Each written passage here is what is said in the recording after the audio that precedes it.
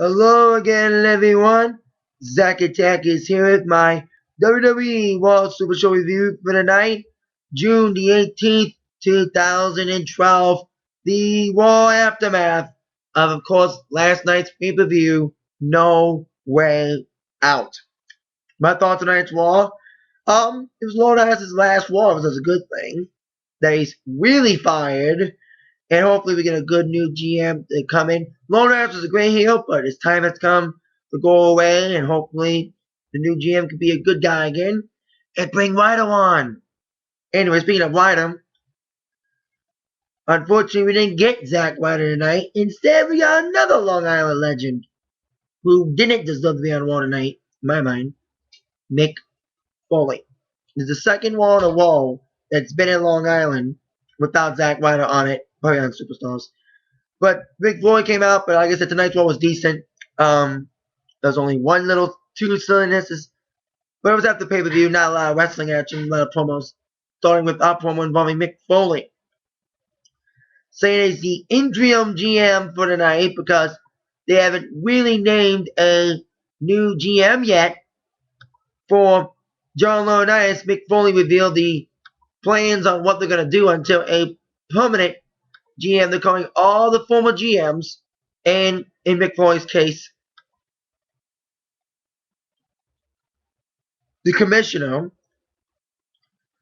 saying that while the board of directors searches for a new replacement to become new GM both Raw and SmackDown, they're reaching out to former GMs.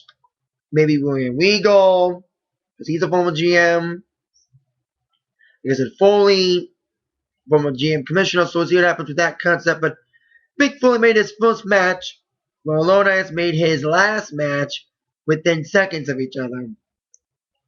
John Laurinaitis made a scheduled main event involving himself, Big Show, and David Otunga in a 3-on-1 match against John Cena. As we would find out, that main event would not be what it seemed.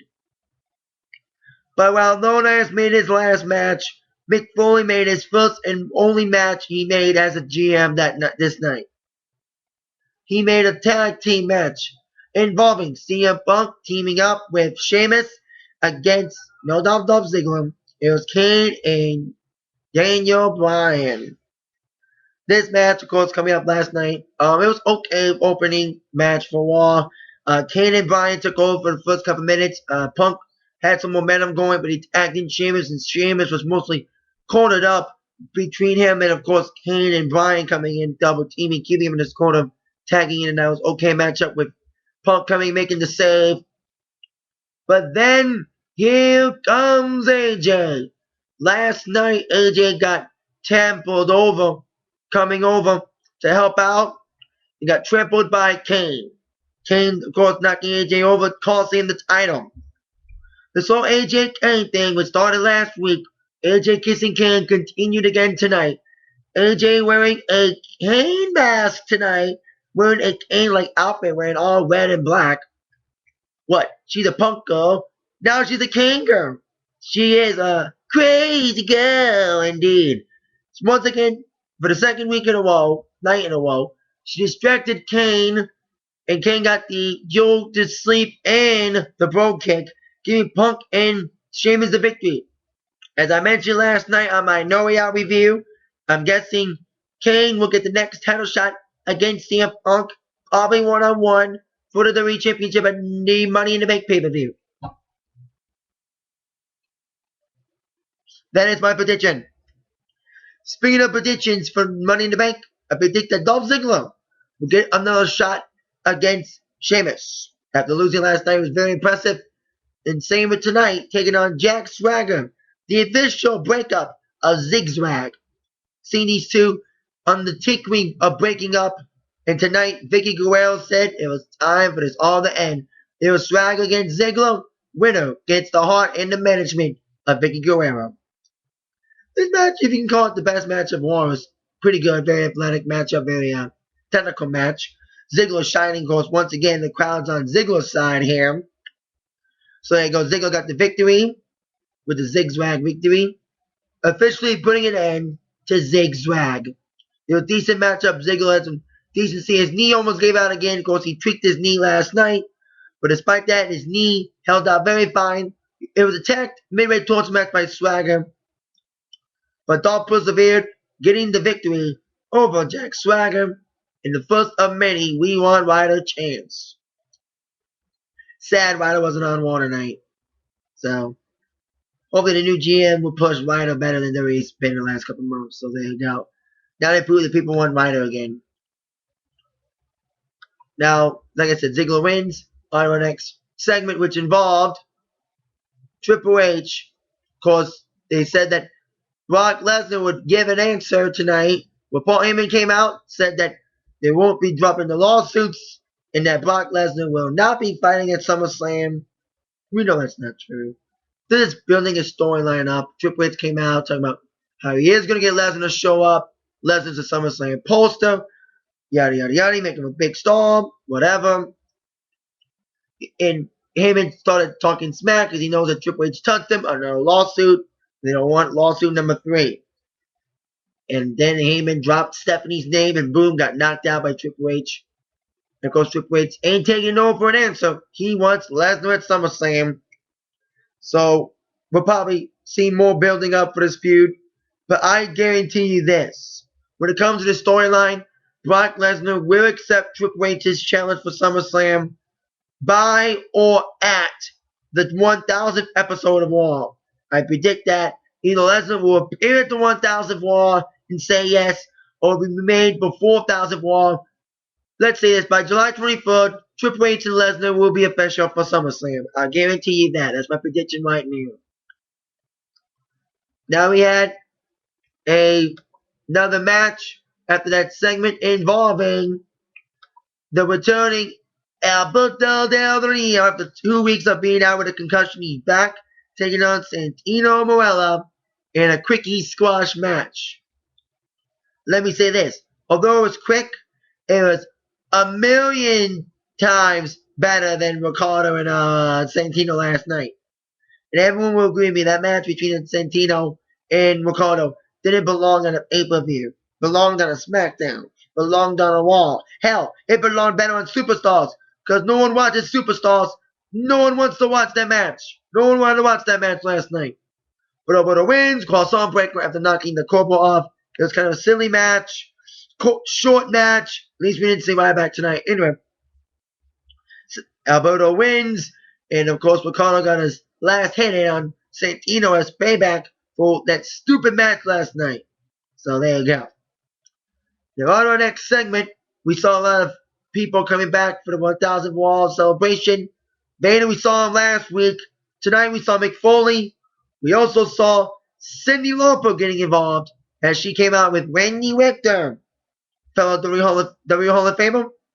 Not fellow, because Cindy's not in there. Of course, we know these two are the catalysts, part of the catalyst of the Walking Wrestling Connection. Walking Wrestling thing that, of course, kicked off the whole wrestling revolution in the 80s, along with Hulk Hogan, and of course, Captain Lou Albano, Cowboy Bob Orton getting involved in that as well. It was the wonderful Mr. T, of course. Lauper came out talking about how she was happy, and here comes Heath Slater.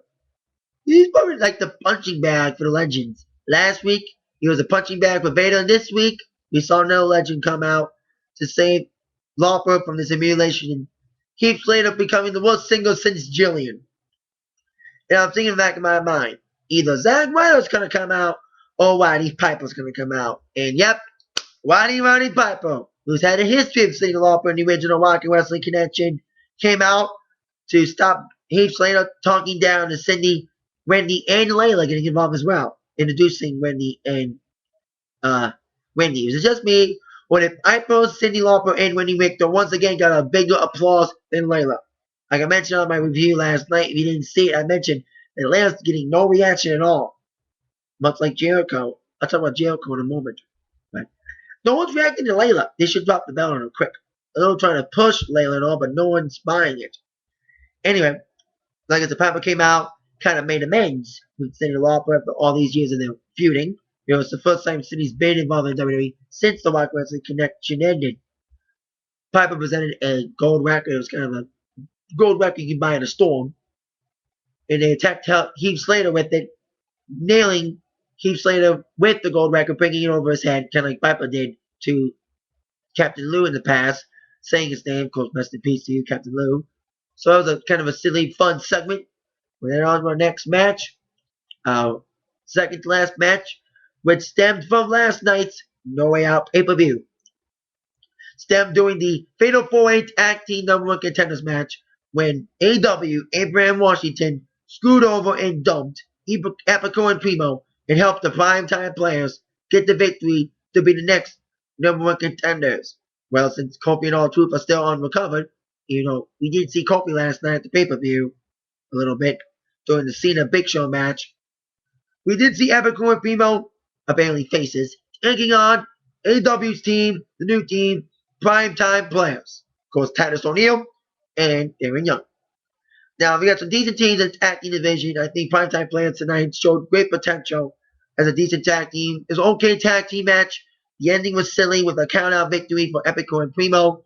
They're about to jump and do a high-flying move, but then AW became the shield for the primetime players and walked out with them, causing a count-out victory for Epico and Primo.